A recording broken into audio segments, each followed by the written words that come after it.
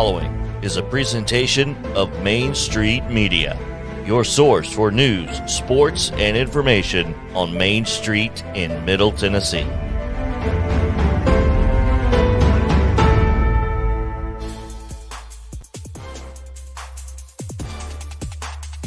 Welcome into Main Street Sports today, presented by Mid-Tennessee Bone and Joints. Chris Yao here alongside Mo Patton, wearing plenty of his A-Town down gear. Peace up, A-Town down. There we go. That's right. Well, heck, if we wore it Monday, you knew we were going to wear it today. I don't know what's up with you. I got navy blue and red on. I don't know. It just doesn't have an A on. Well, there you go. I had other things. Navy blue and red could be any number of athletic organizations, including the Titans, including, the Patriots. No, not. I don't think so. I don't think so. I don't think the Patriots are in there anywhere at all. No. Hey, I see you've done a little remodeling. So it's funny what you can do with a hammer. Once you get a hammer, it's amazing what you can do. I put it up this morning, and Justin said, "What is that paint color? Rikers Island gray?" It was like, did they just let you have two pictures and those are what you put up? Like Shawshank. It looks like prison. Yeah, it kind of does. Okay, you're not wrong. Just stop. Don't make fun of me today. Maybe tomorrow. They say when you're a hammer, everything looks like a nail. That's right. Yeah. Anyway. Yeah. It's a good day today. It is a good day. The Atlanta Braves are officially the National League East champs. As we all knew they would be, but still. Yeah, well, you never know. They only scored 2 runs last night. Thank goodness for a fantastic start from Dakota Rizzi. Go figure. Who'd have thunk, huh? I mean, we'll take what you can get. And that $8 million dribbler down the third baseline by Wild Bill Contreras to score that run. We'll take it. Jackson Stevens getting the start today. You've seen a lineup? I just got it. Okay. Jackson Stevens getting the start and going against Eliezer Hernandez. Mm-hmm. And Swanson will lead off playing shortstop, Arcia at second, Olsen at first, hitting third, Contreras behind the plate and cleanup, Ozuna DHing, Rosario in left, Grossman in right, Heredia in center, and Adrianza at third. This is the lineup we should have played Monday. Well, I knew Dansby was going to play today. Oh, yeah, he's going for 162. Is that what it is? I think so. I don't know that he's sad either. So yeah. Well, hopefully they'll get. Well, I'm shocked that Grissom isn't playing. And I guess we've got a Brave segment. We do. Okay. 161 games played. Okay. So yeah. Hopefully those guys will get out early, but I'm sure we can talk more about this later, but it is a 3-10 start on that game. So yeah, it's as much of a top story as we have today. So here we go. We'll get to it on very shortly, because we've got to first get you to yesterday's results and today's schedule.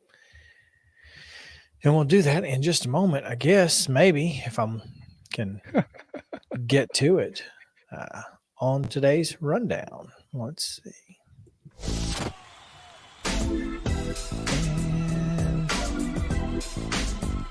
And maybe not. There we go. So you ready now? All right, Mo, go for it. All right, in volleyball action on Tuesday evening, BGA defeated Middle Tennessee Christian 3-0. It was Lawrence County 3, Community nothing. Station Camp with a 3-1 win over Gallatin. Good Pasture Blank Providence Christian 3-0. It was Green Hill Downing Mount Juliet 3-1. Watertown with a 3-0 win over Jackson County. Excuse me. Lawrence County also defeated Murfreesboro Central 3-1. It was Lebanon defeating Cookeville 3-1. Loretto with a 3-0 win over Collinwood. Murfreesboro Central with a 3-1 win over Tullahoma. Summertown swept Mount Pleasant and Loretto 3-0 each. And Watertown with a 3-0 win over Gordonsville.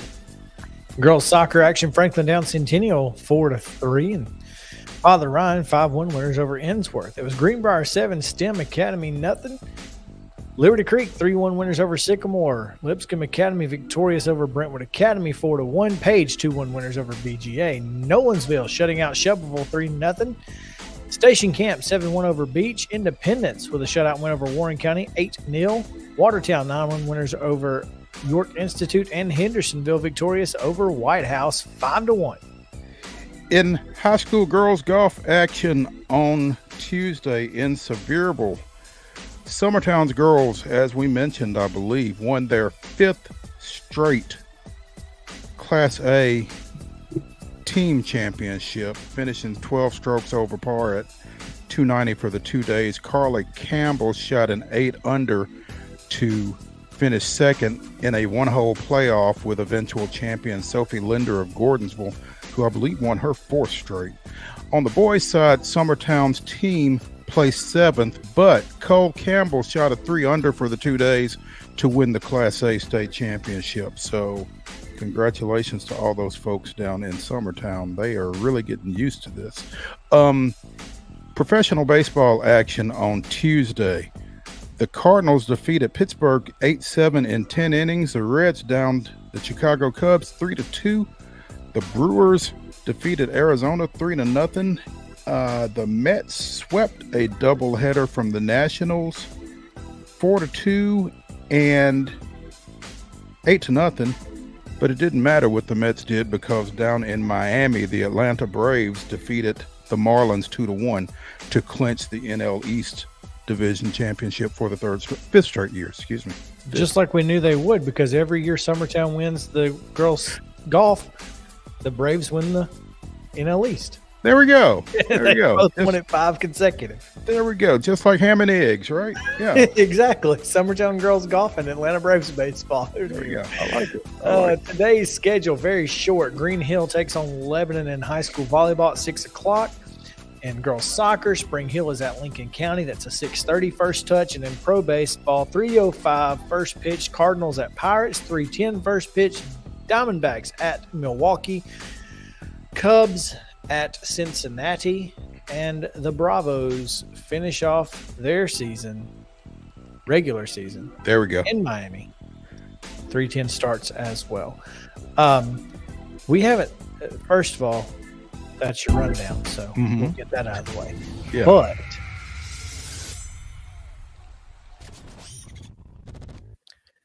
we've not mentioned it in a while, but your anonymous animal today. What am I? A Dumbo octopus. Dumbo octopus. I guess it's an octopus with ears. I literally don't know. Well, I can tell you that I started typing in Dumbo in space and it populated with Dumbo octopus. So there you go. Who knew? It's very odd looking. I'm sitting here looking at images of the Dumbo octopus, and I mean, I'm not an octopi fan, but I'm no octopi expert or anything. No, not at all. I tell you what, their maximum size is 5 feet 10 inches, so I don't know that you want to come up on one. Well, but I mean, maybe I am a Dumbo octopus. No, maybe I am. I mean, well, me. 5'10". It's pretty close. There we go. How many tentacles you got over there, man? I didn't know. Exactly. You've been hiding them under your shirts. Who knew? They don't make shirts with more than 2 sleeve holes. So there you go. 6 are covered up. Yeah. Anonymous Dumbo octopus. That's crazy. That's figure. funny. Yeah. Our top story today is that the Major League Baseball playoffs have been set, and we'll talk about them a little bit later. But yes, the National League Wild Card Series will feature third-seeded St. Louis and Philadelphia. Winner gets the Braves, and then San Diego will travel to New York for their series against the Mets. Winner gets the Dodgers. Now, those are 3-game series, all at the higher seed, right? That's correct. On Friday, Saturday, Sunday? 3-game series. And then the NLDS is how long? 5 games. Okay. And then the CS is 7, obviously, as well as the World Series. Right.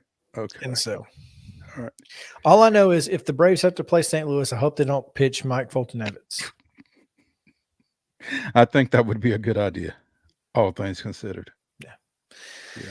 Don't do that.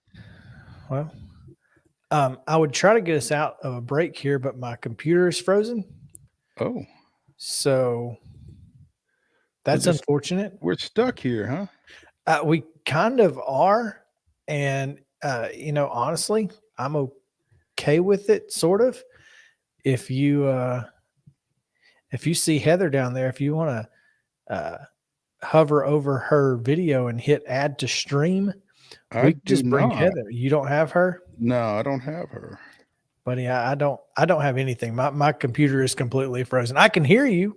I assume we're going out over the airwaves. That's a good thing that you can hear me. But apparently video is no bueno here on Main Street Sports Today, presented by Mid-Tennessee Bone and Joint. Goodness, that's a little. Am I moving?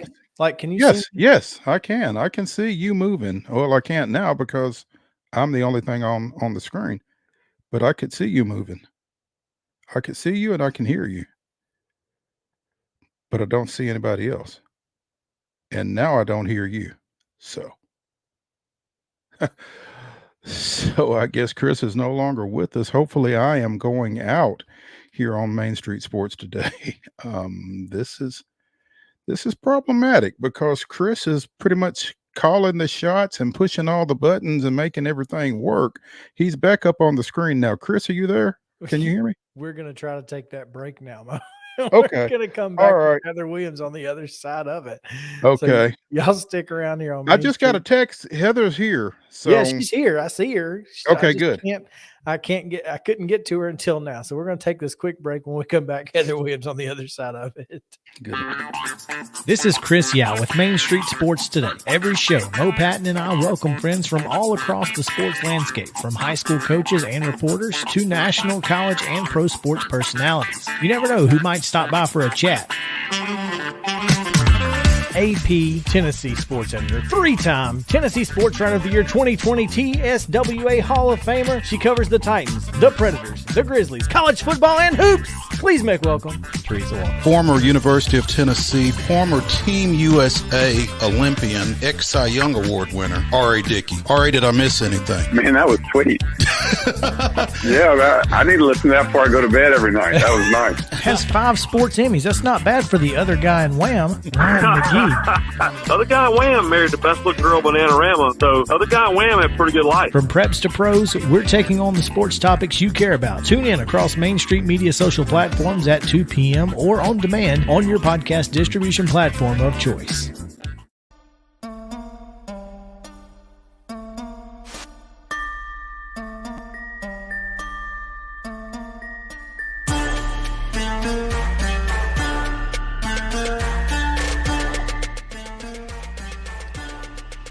Does that take you back, Mo? Yeah, that's good stuff. Takes you back to the old school there. Good times. Good times and great oldies. Oldies 6.9. That's it. Well, let's get to our weekly segment of NASCAR here on Main Street Sports Today. And the fun part here, Mo, is we get to introduce Heather Williams a little differently today. Mm-hmm. Exactly. She Go right ahead.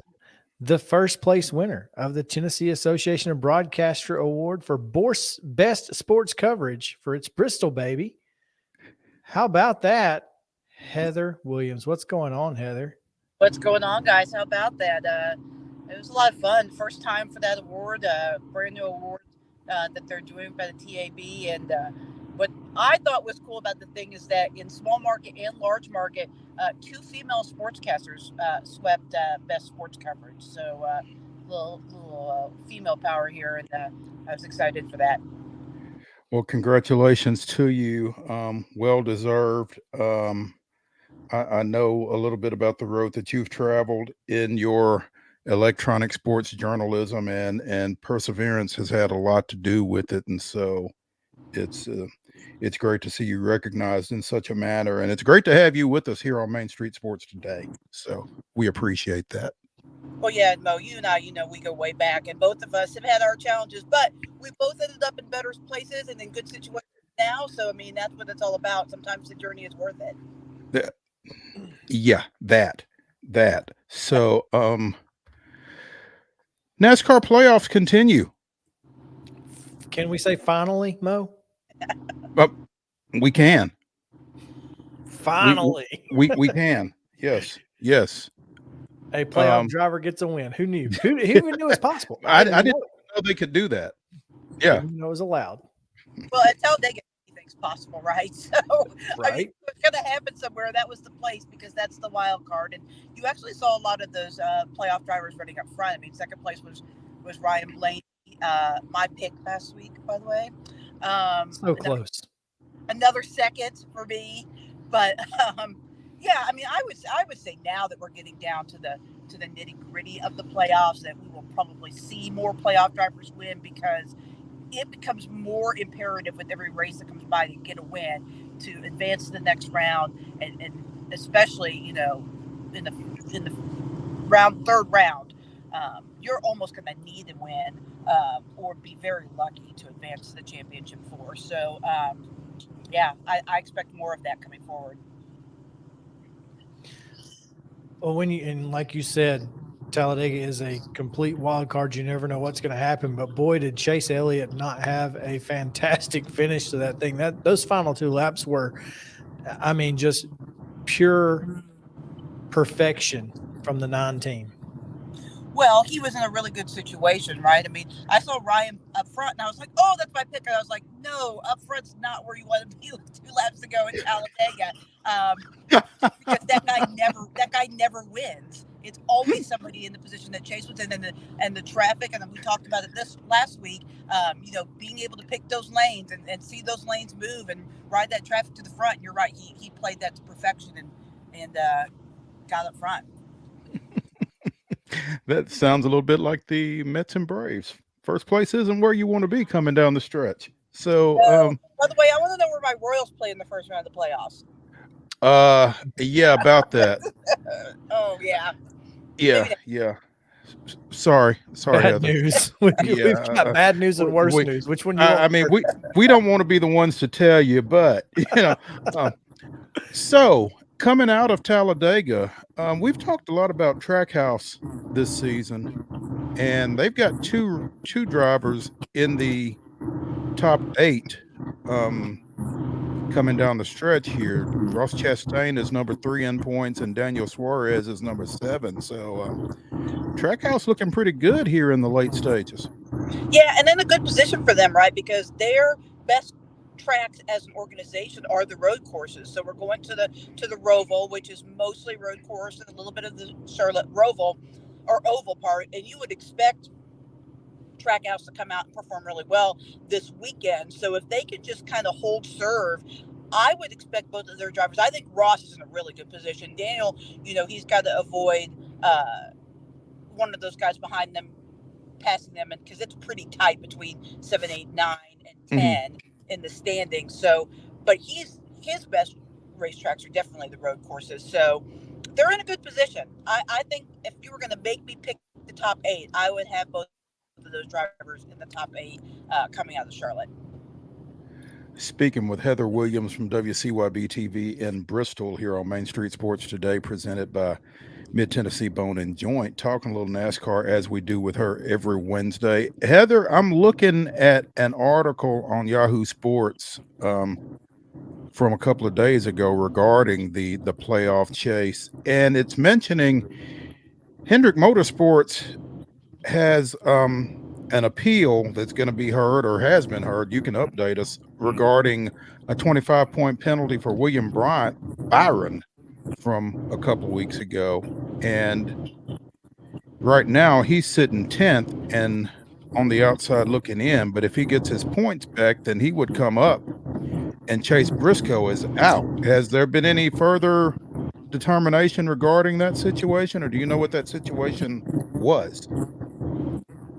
I haven't seen the update yet. I know the appeal is being heard. I am, as you can probably tell, driving back from Nashville from the awards. So I haven't seen it. I would say it's unlikely that he would get all 25 points knocked off of his penalty. So, even if he gets an appeal of some sort, he'll probably still have some sort of points penalty, maybe 10 or 15 points. So, but it's funny because I talked to Chase Briscoe actually last week about the appeal, because he's the guy that's right there on the bubble, and asked me if it changed the way that he raced Talladega, because depending on how the appeal is, depends on what side of the cutoff he is. And he was really honest. He said, yeah, it'd be nice to know what was going to happen, but we can't depend on those 25 points. We have to go out there and race like we need it. He's another guy that's really good on the road courses, so even if he falls out of it, I think he has a good chance of racing his way back in it this weekend. Briscoe, that is. Well, Byron, is currently 11 points out of that 8th spot. So if he gets that penalty reduced almost anything at all, he'll have an opportunity to. I mean, he could potentially jump into that 8th spot. But yeah, this is a good week for a lot of different drivers, and obviously Chase Briscoe is one of those. Also, it appears that Alex Bowman is all but done in the playoffs. He won't race this week with his health issues in that number 48 Ally car. That's a tough loss for Alex and for that team, but especially when you're talking about a playoff guy who is unable to run. Well, and that makes 2 playoff drivers that have been taken out of the playoffs by concussions, because earlier in the year, Kurt Busch had the same thing happen to him, almost identical hits. And the issue seemed to be the cars backing into the wall and how stiff the back end of those cars are. That's causing the concussions.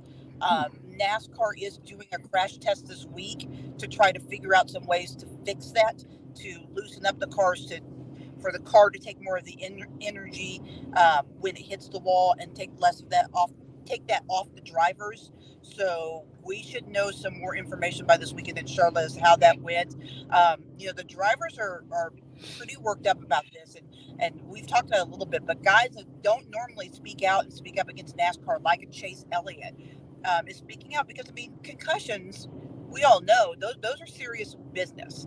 And, it ended Dale Jr.'s career early because of the number of concussions that he has.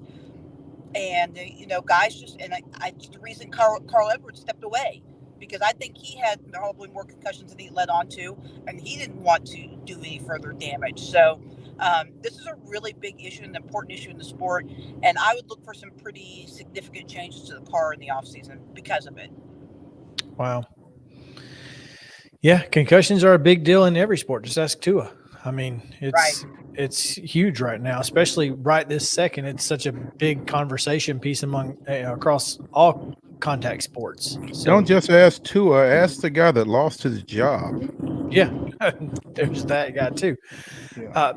Big news of the day, Heather. AJ Allmendinger, full-time ride 2023. That's pretty big news, especially considering when you're talking about Roval and the number of road courses. He certainly seems like he will play a part in next season as a pretty good road course driver.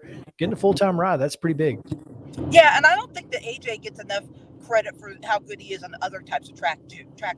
He's really good on tracks like Bristol and stuff. And he had some unfortunate circumstances surrounding him when he was full-time in Cup.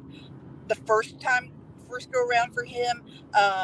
That kind of left kind of a sour taste in his mouth for the Cup Series. And he said he didn't know if he ever wanted to go back Cup Series racing, but I think AJ in the Cup Series is good for the sport. He's a very popular guy. He's a fun guy to watch. And I think that that's a great move for Kaulig as they're trying to build their Cup Series program up. I think it'll be good for Justin Haley to not only have a teammate in the Cup Series, but one that's been as successful as AJ. And I think that it's the perfect move. And I'm glad that Matt Kaulig and Chris Rice were able to convince AJ to go back full time in the Cup Series. Pretty big week for AJ, who just won the Xfinity race down at Talladega this past weekend. Yeah, and a serious contender for the championship. I think it's probably down to 3 drivers, although you never know because the way that they do the final race at Phoenix, and the winner comes from, who finishes the best of the top 4. But, I mean, I think, it's basically come down to Ty Gibbs, AJ, and Noah Gragson. And, of those three drivers, AJ is definitely the most experienced of the group. So I would consider him to be one of the favorites, if not the favorite at this point.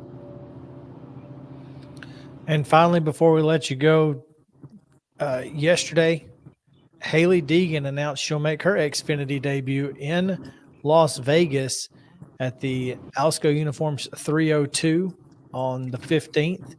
That's a name that a lot of people have been paying attention to for the last few years. She's moved her way up and had a great year in the Truck Series, and she'll be now taking that 1.5-mile track out in Las Vegas in her Xfinity debut. That's pretty exciting.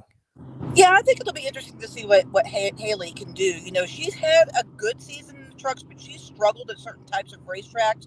But, the trucks are such an odd vehicle to drive that success in the trucks or failure in the truck doesn't necessarily, or even in the Xfinity Series, doesn't always translate to success, in the Xfinity Series or the Cup Series. I mean, one of the best examples is Jimmy Johnson. That guy never did anything until he got to the Cup Series, and he's one of the GOATs of all time in there. So maybe the Xfinity cars will be more suited to Haley, and we can really see how talented she is. She comes from a huge racing family with a lot of success, and she's been successful in other disciplines, much more so than she's been in the Truck Series. So, she was very good in the ARCA Series. So I'll be interested to see what she can do in an Xfinity car because, that just may suit her better than the trucks have because while she's had some good runs, I think she would be the first to tell you that this has not been the season that she's envisioned overall in the Truck Series. No, not at all. But she did say in that announcement video she wanted to make that debut at a 1.5-mile track because it's where she felt most comfortable. And I think that's important, when you're talking about moving into a completely different style of vehicle and different style of race with better drivers, you want to be at a place you're comfortable. You don't want to do it on some road course. Well, and she's definitely been the most successful at the big tracks, right? That 1.5 miles in the super speedway. So that's a very smart move on her part because that's some place where she's set up better for success. But I think you might find that the Xfinity Series cars might suit her driving style a little bit better, and she might be more successful. I mean, that's at least what I think because her success has been in those kind of cars. Like I said, she was pretty successful in the ARCA Series. So I think this would be a good move for her if it works out to maybe make that transition into Xfinity either part-time or full-time next year. Good luck to her for sure. So the playoffs move to Charlotte this weekend, is that right? It is in Charlotte at the Roval. Okay. You'll be on hand? Yes, no? I will be there. I am making the trek over to Charlotte, about 3 hours from Bristol. Awesome. Well, that's not far. That's okay. That's good. That's solid. Great. Yeah. So are there a lot of Panther fans up in your area then, being that y'all are that close to Charlotte as opposed to Titans? Yes and no. There are plenty. We probably split evenly between Titans, Panthers, Commanders. And the Steelers, because we're only about 5.5 hours from Pittsburgh too. So it's kind of and actually our area for the longest time had a lot of Dallas Cowboys fans because of Jason Witten, and then also a lot of Denver and Colts fans because of Peyton. There we go. Sure. Okay. Well, I mean, let's be honest. I was a Denver and Colts fan back in the day when I didn't give a crap about the NFL. So, yeah. Well, obviously, Heather, we have to ask you because we've asked you all year, and we're going to put you on the spot yet again. Who wins at Charlotte this weekend in the Cup Series? So obviously we talked about Austin Cindric and William Byron if the points hold the way they do. And I'm trying to think of who the third driver is back there. Well, Bowman, but he's out. So right. I think that there's a really good chance that Austin Cindric's going to have a great race because he's also very good on the road course races. But I'm going to go with Chase Briscoe. He needs to win to stave off those guys behind him. He's very good on the road courses, and I think he's been flying under the radar a little bit. He came into Bristol out at that cut race, not advancing into the round of 8, into the round of 12, and he was able to race his way in at Bristol and get above that cut line. And so I think that they are in a good position this week to maybe sneak away with the win at the Roval. There you have it.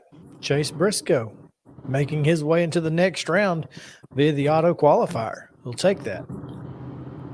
Heather? I mean, I think it'll be a lot of fun and interesting. There's really a lot of guys that could win. I mean, the development of NASCAR drivers on the road courses over the last 20 years has been incredible. Anyone that's been around the sport for a long time knows that. I mean, you show up to a road course and half this field would be replaced with Boris Said and Ron Fellows and a bunch of guys that never ran except for on road courses. But now everybody drives road courses, and most everybody's pretty good at it. It's going to be a lot of fun, as always. And it's always fun talking to you, Heather. We appreciate it and look forward to seeing you again next week. Yeah, thanks, guys, for having me. Be careful with that trophy, Heather. Oh, it's sitting right here next to me. I'm taking good care of it. Got it strapped in? Oh, yeah. Got the seatbelt on. There we go. All right.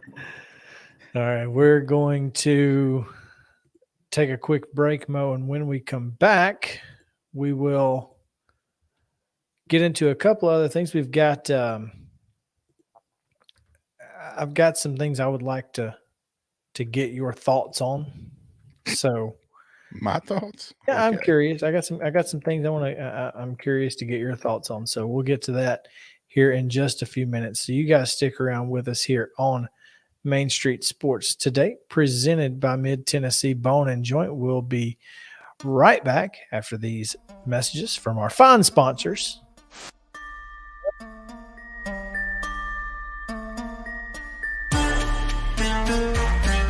Mid-Tennessee Bone and Joint treats your orthopedic injuries and existing conditions. Our trained physicians will get you back in the game faster.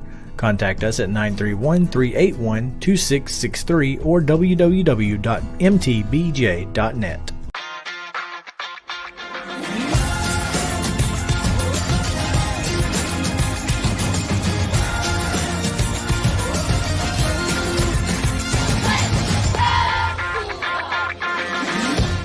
Hey folks, while we take a quick break from the show, I want to tell you about our friends over at Custom Stone Handlers in downtown Columbia.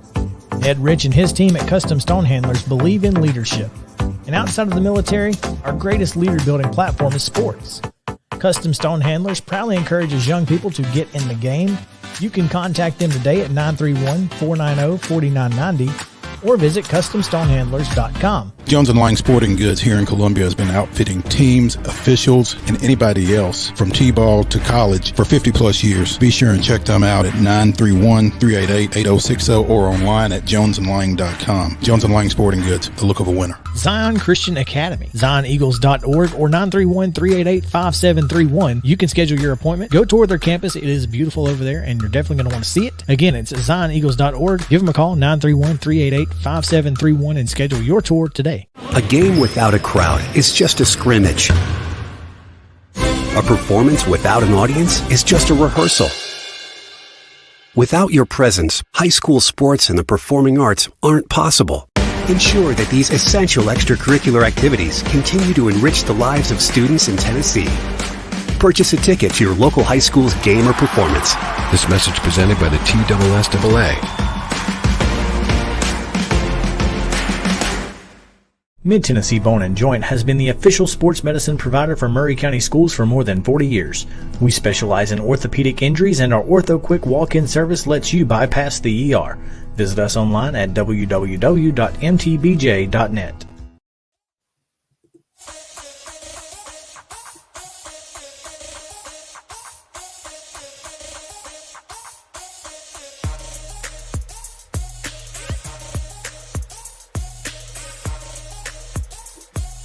Can you tell I found the folder of all the old music? I did not hear the bumper. You can't hear that? Nope. It's unfortunate. It is unfortunate. What did you play?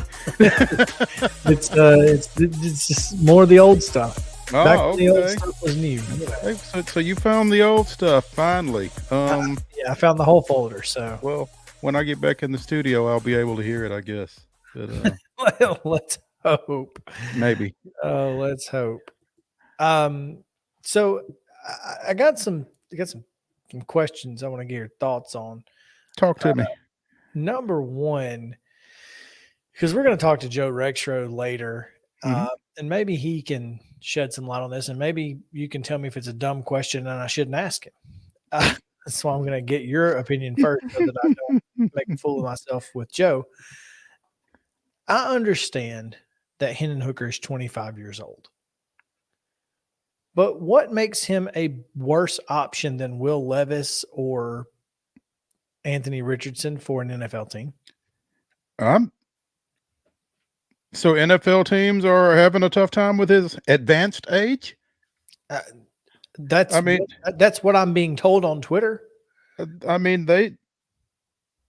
Brandon Whedon was 28 at least when he got drafted. Of course, it was Cleveland that drafted him. But no longer than the NFL player's shelf life is, I wouldn't think that to be an issue. I mean, if he can go and be effective at that level, I don't know that 25 should be an issue, but I didn't realize he was 25 for one thing. But I didn't either until because I mean, when I saw a tweet come across that, NFL scouts were in attendance for the Tennessee-Florida game scouting Anthony Richardson, and of course it was Raiders scouts, so take that with it as you will. But I said, why would you want to scout Anthony Richardson when Hendon Hooker is in the building? I mean, they're essentially the same type of quarterback, and one of them is considerably better at the position. Well, one of them certainly takes better care of the ball. Hendon Hooker is 24. His birthday is January 13th, so he will be 25 by the time the draft comes. Yeah, yes, that makes sense. Yeah, but I knew he was I knew he was a sixth-year guy.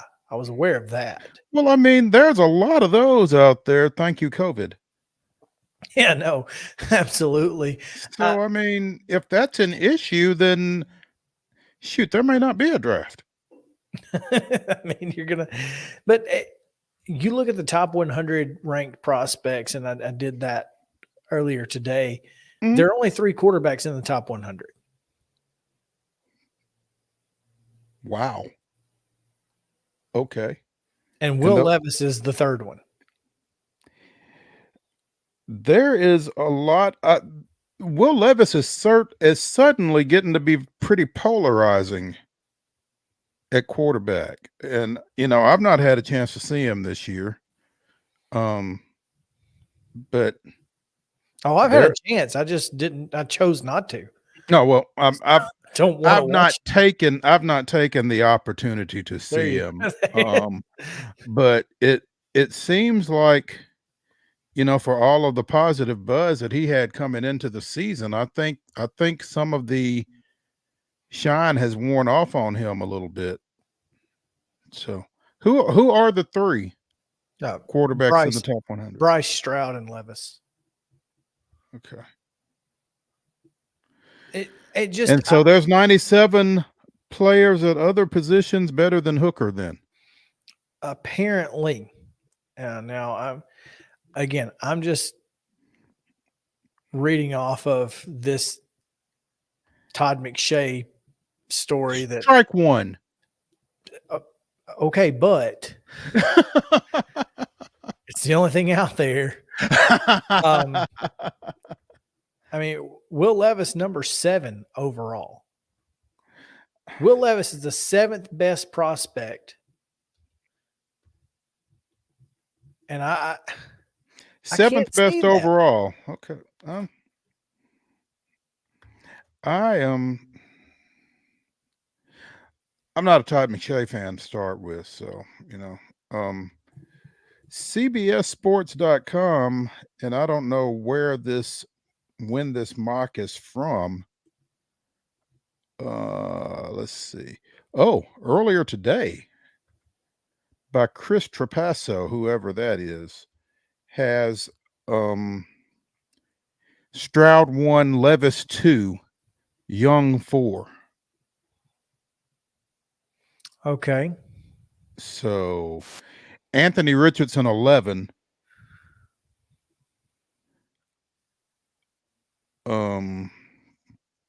Well, I can tell you, Mel Kiper, Todd McShay, Jordan Reed, and Matt Miller listed their 5 quarterbacks. Hold up. I hate to interrupt you. I hate to be rude, but you got to hear this.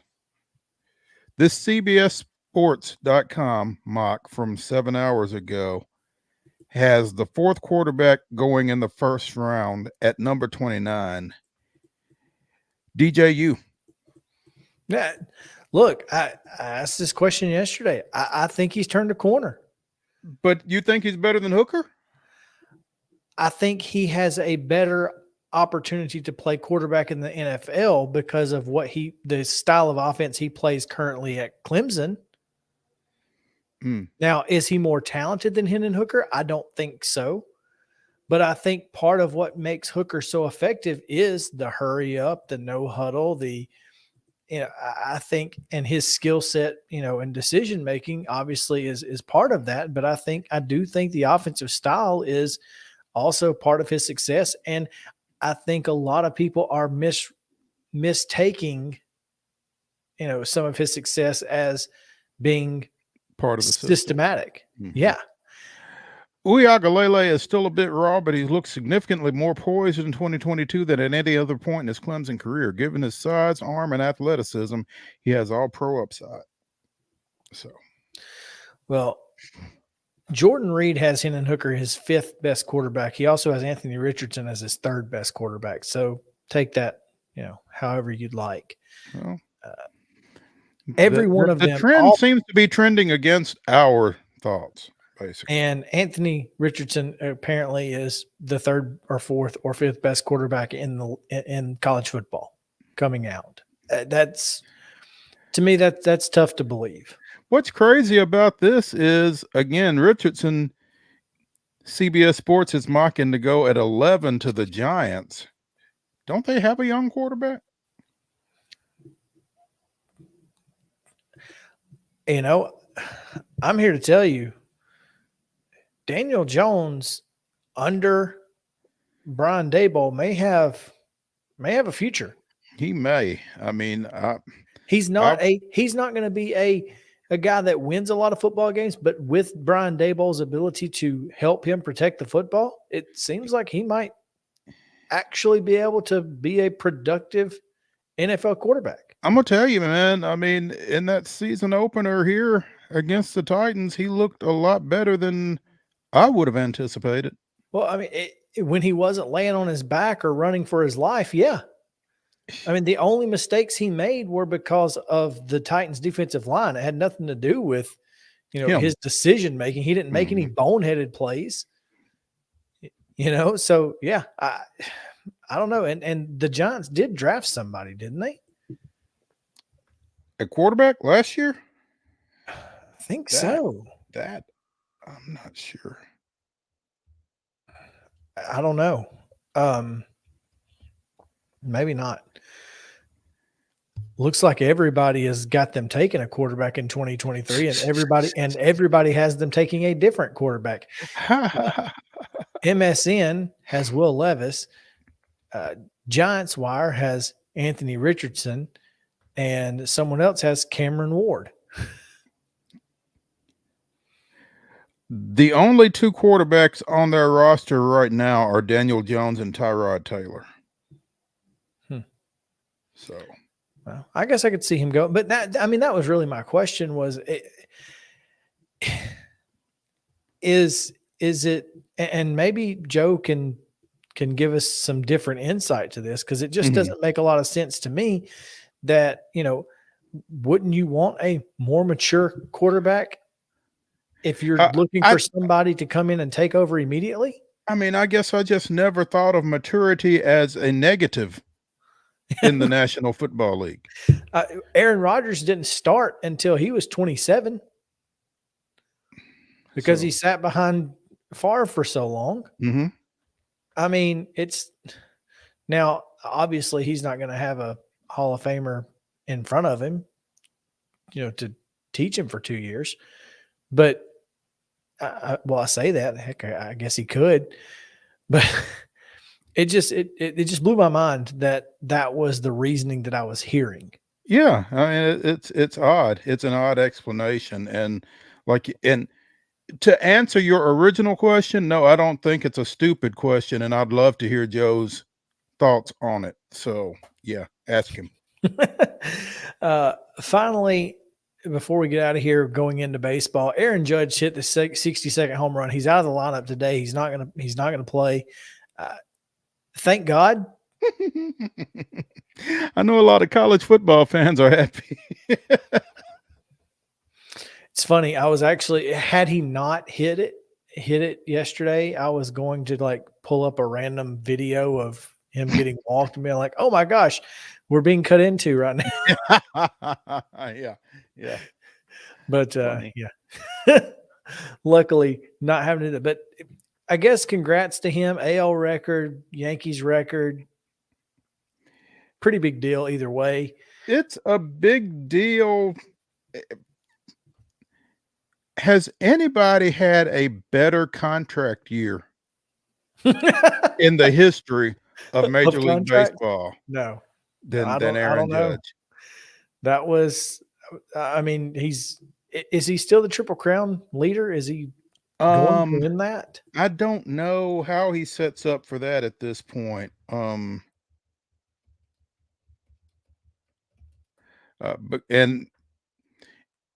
Apparently he's not going to win it today since he's sitting today. So it looks like in the American League, no, he is second. He's second in batting average, but he leads in home runs and RBIs. And so if now Arias plays today and goes 0 for 6. 0 for 8. It sounds he's got to go 0 for 8. Okay. Well, then guess he's not going to, but still finishing that close, 4 average points away from a Triple Crown. Yeah, that's pretty darn good. I don't know that there's ever been a better contract year from anybody in the history of sports. Yeah. So, I mean, suffice it to say, dude's getting ready to get paid by somebody. Well, here's the good thing is it's the Yankees. They'll pay him if he wants to stay there. I think, based off of that conversation that I heard a former Yankee player talking about how Aaron Judge is the quintessential Yankee, I think he probably does. They really do seem made for each other. I can't believe that 29 other baseball teams passed on this guy in 2013. 29 teams. He was like the 30th overall pick out of Fresno State. I saw a graphic over the weekend. He averaged a double-double in basketball his senior year in high school. He had 6'7". What do you? Yeah, he had like 54 catches for almost 700 yards and 17 touchdowns as a senior. I mean, you know how we like our multi-sport athletes. This guy would have been. You talk about a treat to cover at the high school level. Goodness gracious, that would have been fun. But no doubt. man, and again, guys, ladies, play as much as you can play. You never know. Play as many as you can play. Yeah. Yeah. So, but yeah, he, I guess, Chris, my concern with him remaining a Yankee is how or why they weren't already able to get it done. Well, and I don't know what the details are on that. We've seen that be an issue. There's no question there. Yeah. All right. Well, let's take a quick break, Mo. The Braves on the other side of the break. So y'all stick with us here. We'll take a very short break. And when we come back, we've got Braves chatter here on Main Street Sports Today, presented by Mid-Tennessee Bone and Joint.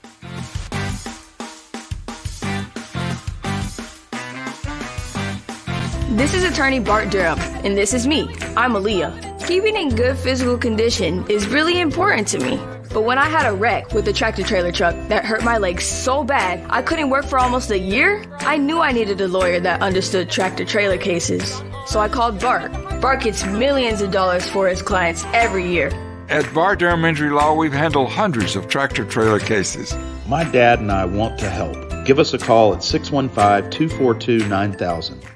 Mid-Tennessee Bone and Joint has been the official sports medicine provider for Murray County Schools for more than 40 years. We specialize in orthopedic injuries, and our Ortho Quick walk-in service lets you bypass the ER. Visit us online at www.mtbj.net.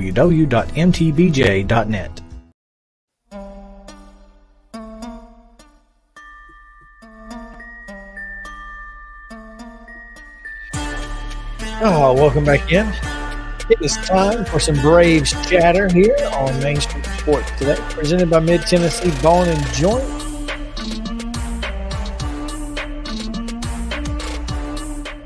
We just told you that Jackson Stevens will get the start, and the bomb squad lineup is in full effect tonight. I have been trying to bet on the Braves since last night, and I guess they wouldn't let you because they didn't have a pitcher. They probably didn't have a line. Well, that's what I'm saying, because I've been trying to bet. I've been trying to bet every dollar I have on the Marlins today. And you don't think the bomb squad's going to come through today? You know what? After looking at that lineup, I almost think, let's go Braves on this one. Well, I mean, one, you don't know how long some of those guys are going to be in, but two, I would really like to see the Braves win just because I don't want this thing to end in a tie. I don't want the Mets to have anything to say about tiebreakers or anything else. I want to finish ahead of them. Because the fact is that we won the season series. But I mean, in the event that they each wind up with 101 wins, you know they're going to have something to say. Let them, I guess. Yeah, well, I mean, there's nothing you can do about it, but that's why I'm saying I would rather see the Braves win this ball game and just take that whole conversation off the table. Braves are plus 100 on the money line today. They're also plus 1 on the run line. So Marlins favored to get the win today. So there you go. I wonder if, you know what? I know you're saying that you don't want the Mets to, but they're in a rain delay. They may not even play.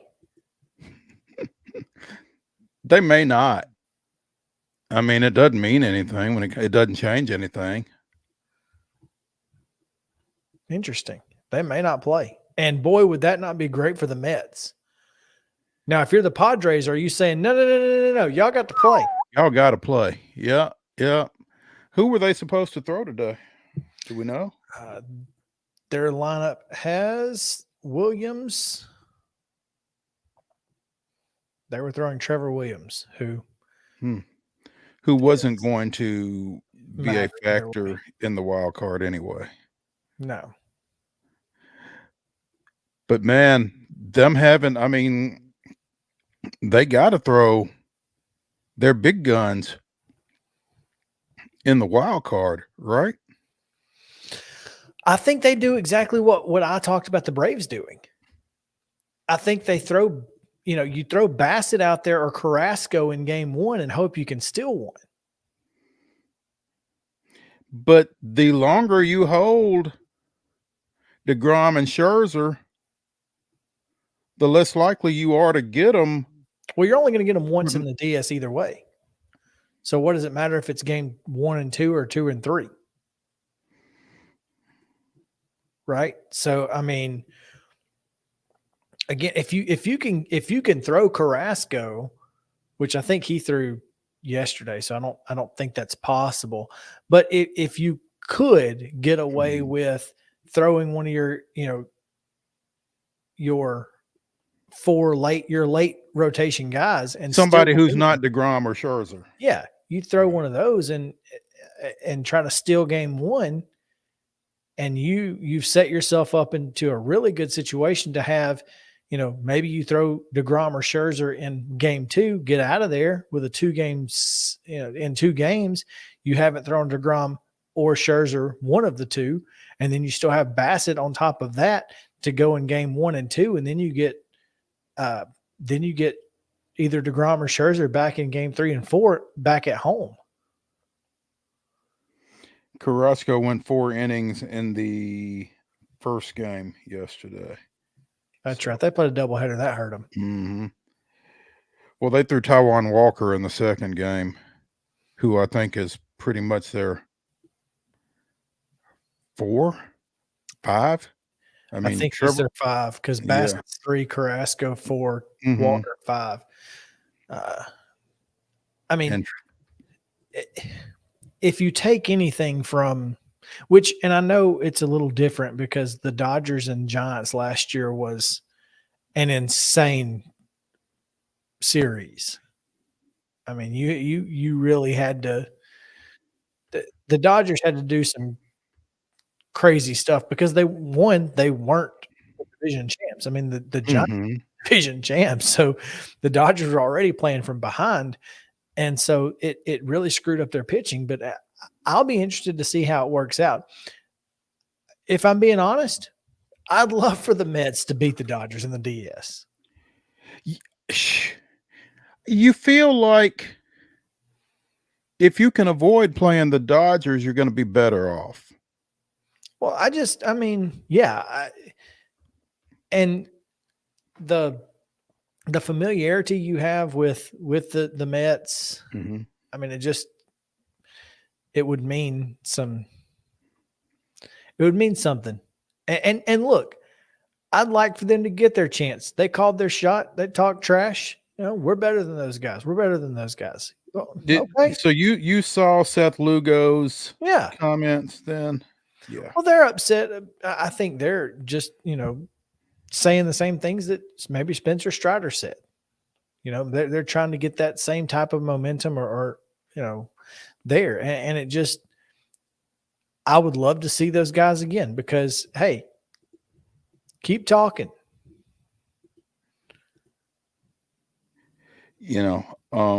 Lugo, hang on. I think we're better than those guys, and I think we'll prove it if we face them again.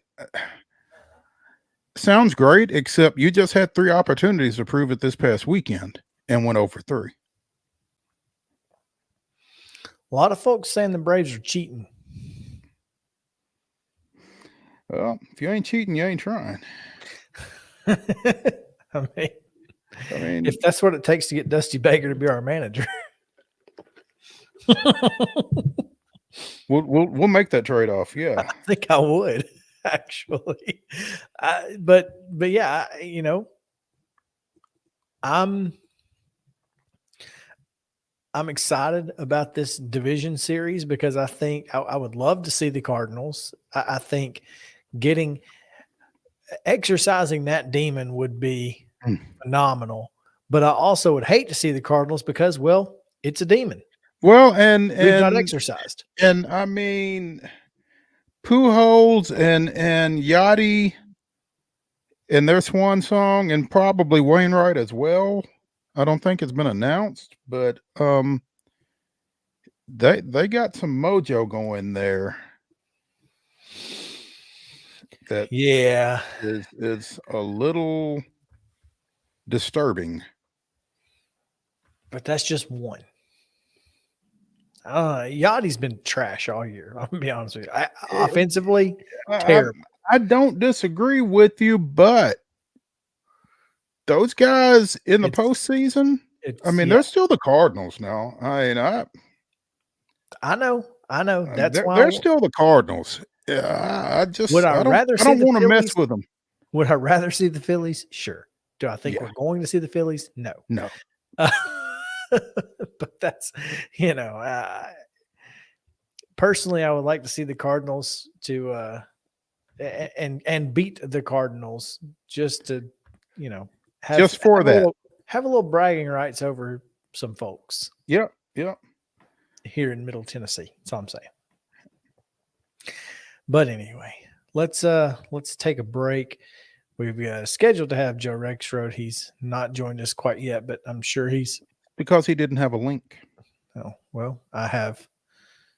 He has it. I sent it to him, but I don't know where it is.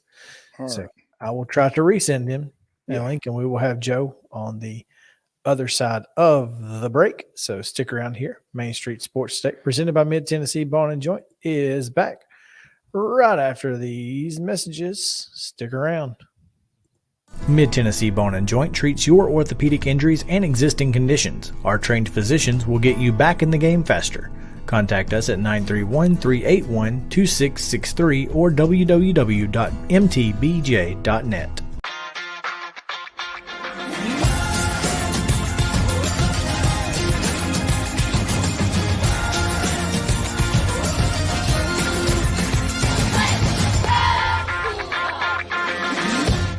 Hey folks, while we take a quick break from the show, I want to tell you about our friends over at Custom Stone Handlers in downtown Columbia. Ed Rich and his team at Custom Stone Handlers believe in leadership. And outside of the military, our greatest leader building platform is sports. Custom Stone Handlers proudly encourages young people to get in the game. You can contact them today at 931-490-4990 or visit CustomStonehandlers.com. Jones & Lang Sporting Goods here in Columbia has been outfitting teams, officials, and anybody else from T-ball to college for 50-plus years. Be sure and check them out at 931-388-8060 or online at jonesandlang.com. Jones & Lang Sporting Goods, the look of a winner. Zion Christian Academy, ZionEagles.org or 931-388-5731. You can schedule your appointment. Go tour their campus. It is beautiful over there, and you're definitely going to want to see it. Again, it's ZionEagles.org. Give them a call, 931-388-5731, and schedule your tour today. Are you an enthusiastic sports fan? Want to have fun and get in on the action? Heck, yes. That'd be awesome. Have great attention to detail? Want to stay active? Definitely. Want to give back to the student athletes in your community? Obviously, yes. Then you'd make an excellent high school sports official. We need more officials in Tennessee. Because with no high school officials, there are no high school sports. Sign up today at highschoolofficials.com. Mid-Tennessee Bone and Joint has been the official sports medicine provider for Murray County Schools for more than 40 years. We specialize in orthopedic injuries, and our Ortho Quick walk-in service lets you bypass the ER. Visit us online at www.mtbj.net.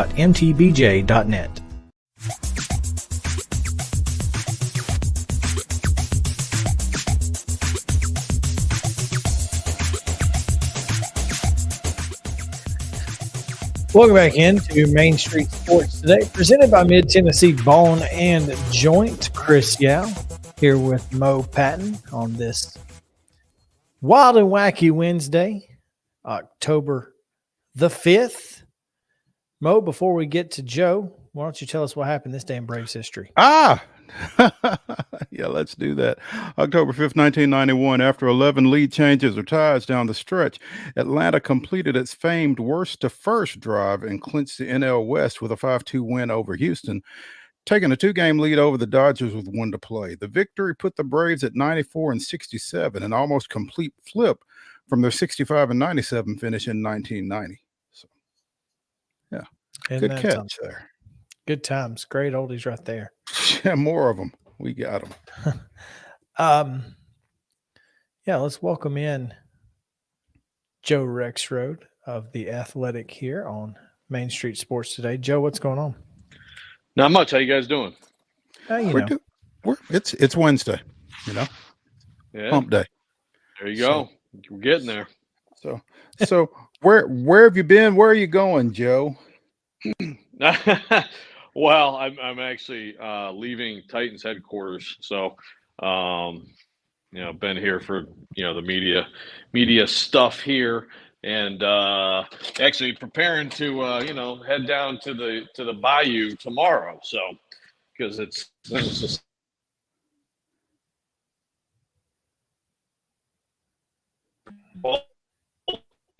Tiger.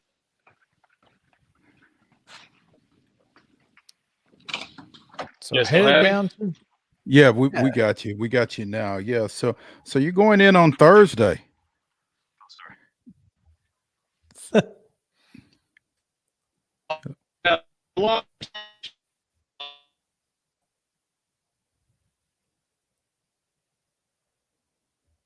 All right. Joe is leaving the Titans facility, which apparently has bad cell phone service mode. It's a little bit of that. That might be somewhat by design. So, Joe, I guess with we didn't really know what we were going to discuss with you today. We just wanted to get you on. But since you're coming from Titans, I'm sure receiver was a situation that was discussed at length out there today. Well, not much. A lot of things aren't actually discussed at length. Yeah. But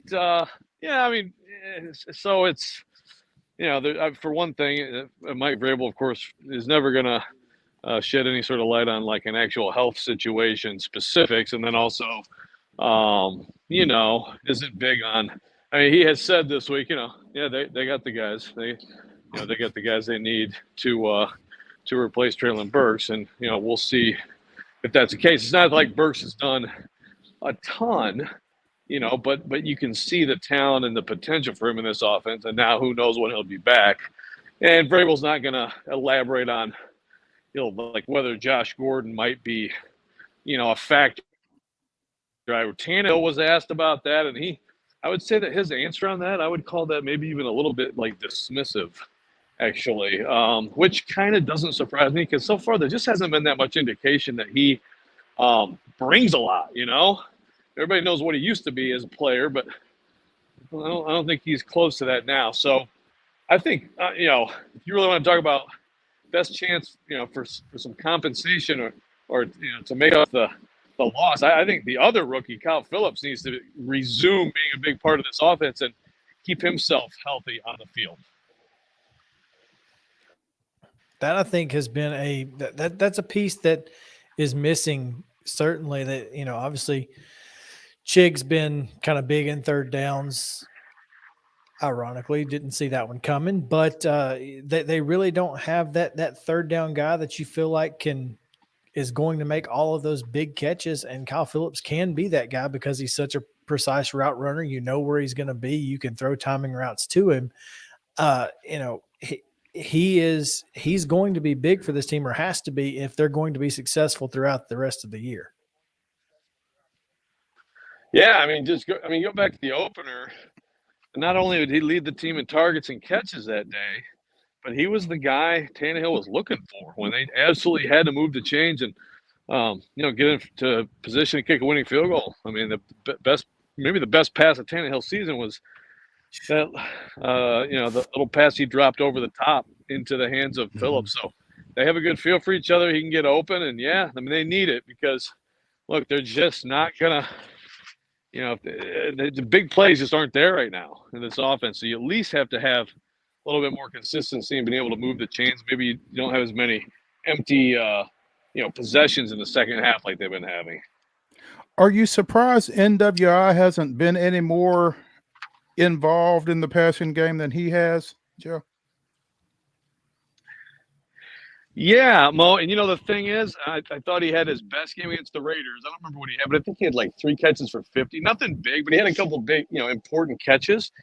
And, when I rewatched the Colts game, and on one of those plays, I definitely saw it from the press box. I mean, he would have been involved if Tannehill would have just thrown him the ball. I mean, he got open a couple times in particular where it was like, my goodness, how did he not get the ball in this play? And, easy. It's always easy to say that. You're sitting there in a press box or watching on TV, like, hey, man, come on, throw the ball to that guy. But you got people bearing down on you trying to break in half. But I tell you, Westbrook-Akine was open a few times, and he also, well, I know people laugh about this sometimes, but he was very good as a blocker. I mean, like it or not, this offense needs that, and he's going to be on the field. So, now I've long thought, Burks has got to start taking some of his snaps because he's just a much more talented player, but obviously who knows when that'll happen again. So to your point, Mo, I mean, they got to get him the ball. They got to look to him. He's got to be involved some. And then, of course, the tight ends is still the thing that I can't figure out how Austin Hooper has just become a non-factor in this offense. Ignoring tight ends, a time-honored tradition here in the Southeast. Well, here and about 4 hours south as well, apparently. Yeah, it's pretty crazy. And Atlanta drafted one. The Titans brought one in as a free agent to ignore. So go figure. Joe Rexrode of The Athletic joining us here on Main Street Sports Today, presented by Mid-Tennessee Bone and Joint. Joe, you mentioned you're heading down to Baton Rouge tomorrow. Now, the first time I went to Baton Rouge, I made the mistake of actually flying into Baton Rouge, and I got scolded for it when I got back to work by some more veteran members of our department, because clearly you fly into New Orleans and you drive over. That's what you're doing, right? Well, driving. So we're doing the drive thing. Drive to New Orleans and then, yeah. So, and I may regret that as of tomorrow night, but that's what we like. We like doing drives. Sometimes we like doing a little bit of, see different parts of the country and drive around, stuff like that. So it's funny too, by the way, when we went on our honeymoon in 2002. Oh, sorry, real quick, I'll tell you a quick story. I'd covered Nick Saban at Michigan State, and he was early in his tenure. And on the Saturday when we were there, they had a game, and I was like, "We're going to go to the LSU game, right?" She's like, "Are you kidding me?" So now I'm finally getting her to go to Baton Rouge. So there you go. It said yes in 20 years.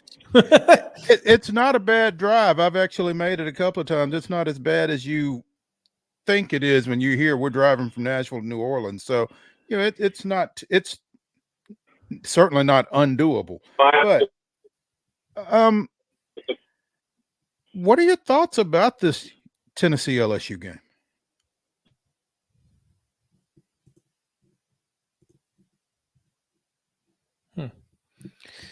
I have thoughts, Mo. Well, we'll get your thoughts in a second. Hopefully we'll get Joe's thoughts here. It's tough, man. Driving to New Orleans. Look, I did it one time, and all I had as companionship was an Alison Krauss CD and a cup of ice. I'm serious. That's what we had. And I made it. I made it from Meridian, Mississippi to New Orleans. That's a pretty good way. On the same cup of ice? On the same cup of ice. Yes. That's solid. That's solid. You got to be able to do that kind of thing, man. Yeah. Driving to New Orleans. Hey, you do you, homie. Yeah. I'm kind of disappointed at the difficulties we're having holding on to Joe, because clearly, as we spoke earlier in the show, you had a question for him.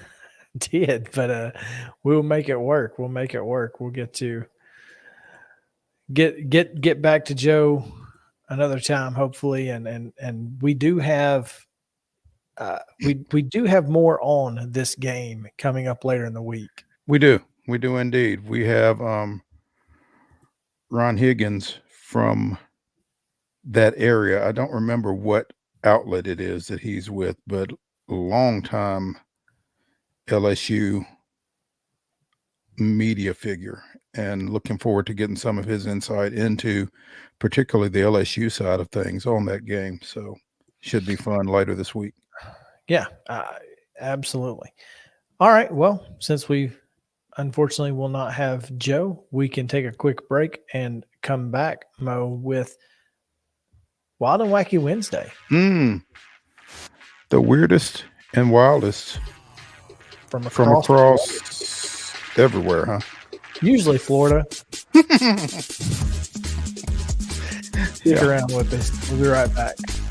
Mid-Tennessee Bone and Joint treats your orthopedic injuries and existing conditions. Our trained physicians will get you back in the game faster.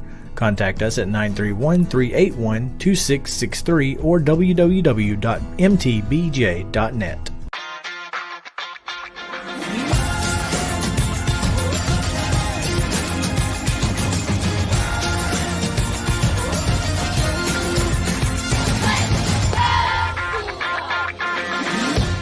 Hey folks, while we take a quick break from the show, I want to tell you about our friends over at Custom Stone Handlers in downtown Columbia.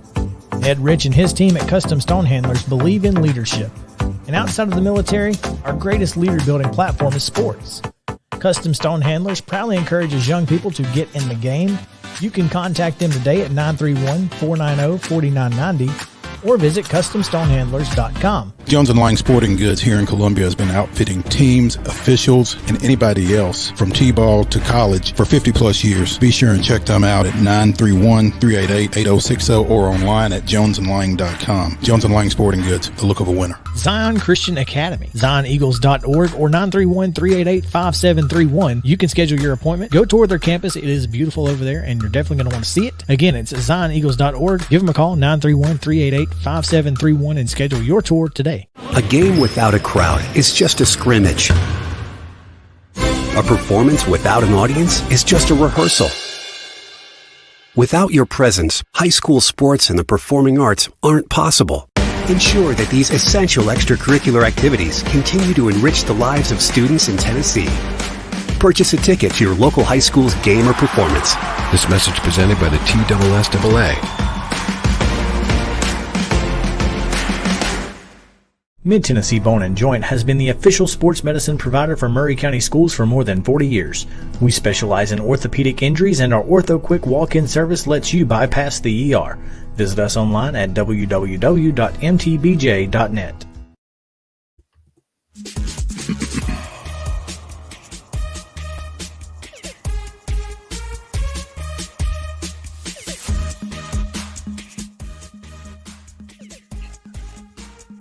Mo, we are live. Good. Finally, you can find us live on the Main Street Media apps. You can find us live on your Roku, Fire Stick. You can find us on your Apple TV device or on your cellular phone. You can download the Main Street Media TV app and hit watch live, and we'll be there right there on your screen in living color. It's kind of scary. It is. I'm not sure why anyone would want to see us in 4K, but you can if you'd like. Do so at your own risk. Do so at your own risk, but that's okay. Yeah, I'm excited about that, this new development, and looking forward to live broadcasts from here on out on Main Street Media TV. Mo, it's time to talk a little Wild and Wacky Wednesday, where it's the weirdest and wildest news from across the world. We'll start, and this isn't really, it's not weird. It's not our normal Wild and Wacky. Mm-hmm. But I did think, considering the time of year that it is, that we should honor the folks who grow 2,000-pound pumpkins. is a New York State record, and that is a big old pumpkin. As our friend Andy Griffith once said, and they throwed that pumpkin around and they kicked it all night and it never busted. Of course, he was talking about a football. They call it football. What it was football. 2,554-pound pumpkin grown in upstate New York. 2,554 pounds. It's not just that's more than a ton. Yeah, that's right. I don't know how they got it there. They put it in a truck, I guess. It is a U.S. record for the heaviest pumpkin in history. It's a U.S. record. It is not just a New York State record. It is a United States record. But it's not a world record? It just says state and national records fell. So I don't know what the world record is, but we're going to get a second reference in 2 days here. In the Buffalo suburb of Clarence, because Clarence's parents have a really nice marriage. Nice. It apparently broke the previous record of 2,528 pounds, the Buffalo News reported. So there you have it. How about that? Heaviest pumpkin was grown in Italy. That's correct. 2702. 27,002 pounds and 13.9 ounces. Oh, well, I mean, who's counting? I feel like you have to count, right? Yeah, absolutely. I mean, it's kind of the point. that is literally the point. So, there is that. Oof. Maybe louder than I wanted it to be. Have you seen this cheating scandal in the walleye tournament? Oh, yeah. Oh, yeah. And folks were ready to fight, man. This has been crazy. The world of competitive fishing is reeling over a scandal after footage. Well, of course it is. Of course it's reeling. What else would it be doing? Yeah. Lead balls found inside walleye fish. Not just lead balls. Walleye fish were found inside walleye fish. Oh, that's genius. I mean, have you seen the video? I've not seen this video. Oh, it's NSFW. Is it? Yeah. Okay. Well, I'll keep it. How did this happen? A longtime walleye fisherman himself, Mr. Kraus, said many in the local fishing scene had suspected for a while that Mr. Runyon and Mr. Kaminsky may have been cheating. The two racked up a long string of wins in recent tournaments over the past year to the point where it just doesn't happen. See, that's the thing. You got to lose occasionally. Sure you do. It's like cheating on a test. You got to get a couple answers wrong. Throw them off your scent. Yeah. I mean, come on. That's cheating 101. If you're too dumb to cheat, just don't. You sound like you know a little bit about this. Hey, I'm just telling you, you can't be too dumb to cheat. If you're going to cheat, be smart about it. You got to be smart about it. Yeah. Well, apparently there's going to be more scrutiny, so there will be less cheating because if you get caught, look what happens. I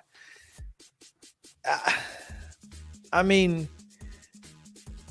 this is the wildest thing. I couldn't. One of the other fishermen basically called his mother words we can't say on this thing. So, man, I knew cheating happened in fishing tournaments. I mean, it's obviously I've seen that happen before, but this is wild. Putting lead balls and other fish inside a fish, that's brazen. It really is. Yeah. I mean, I guess I just never realized it meant that much. But again, as LaDainian Tomlinson said, if you ain't cheating, you ain't trying. So if you ain't cheating, you ain't trying. There you go. All right, we move on to this one here. A man in Tampa, Florida was arrested October 1st for robbing a woman of her wallet. However, he added to his charge when he attempted to make a great escape. According to the Tampa Police Department, 32-year-old Dwayne Dean stole the woman's wallet in a parking lot of a hotel in North Wheat Shore Boulevard. He then fled the scene and went on a pretty intense chase. Those who saw what happened told police that he headed straight toward the Cypress Point Beach. That's where authorities found him, but they didn't find him on the beach, Mo. No. He was in the ocean.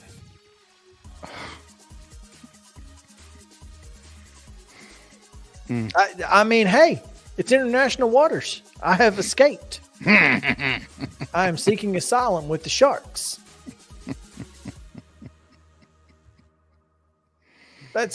Look at that guy. He's just standing in the middle of the darn ocean. Where's he going to go? Buddy, you're in the ocean. Do you know what's in there? Do you know what's in that thing? At some point, he's got to come to shore, right? I mean, he can't just stay out there. Right. I mean, I guess there's plenty of food and water. And we're going to be here when you do. So, I mean, wow. Yeah. Never go a moment. There you have it, my friends. That is your wild and wacky for the day, man.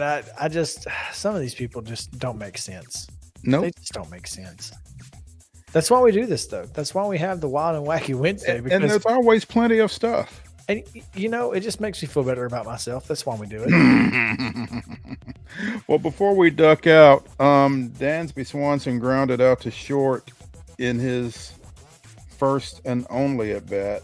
He had to start 162.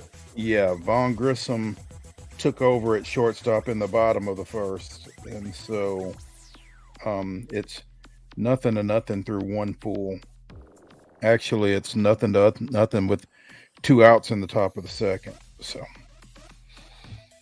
we'll see. That's interesting. 162. Actually, 161 and 1 inning, but yeah, half an inning. Didn't even play the bottom half. There you go. But he started 162. Mm-hmm. That's interesting. And hey, good for him. If that was what he was looking to do, proud for him. Yep. Good for him. Freddie Freeman would be happy. Yes, Freddie would. Yeah. All right. That's going to do it for today's show. I appreciate Heather Williams and Joe Rexrode. Tomorrow, we have Marshall County football coach Thomas Osteen. He's going to join us at 2:30 on Coach's Corner. We'll give you our high school picks. Friday, Ron Higgins, college football picks, all coming up. Mo will be coming to you from the land of Joe Rexrode, Michigan. Yeah, yes. Hopefully my reception will be better than his was. Let's hope. Yeah. We'll see you guys tomorrow. Thanks for hanging out with us. This has been Main Street Sports Today, presented by Mid-Tennessee Bone and Joint. 2:00 tomorrow. Come back with us.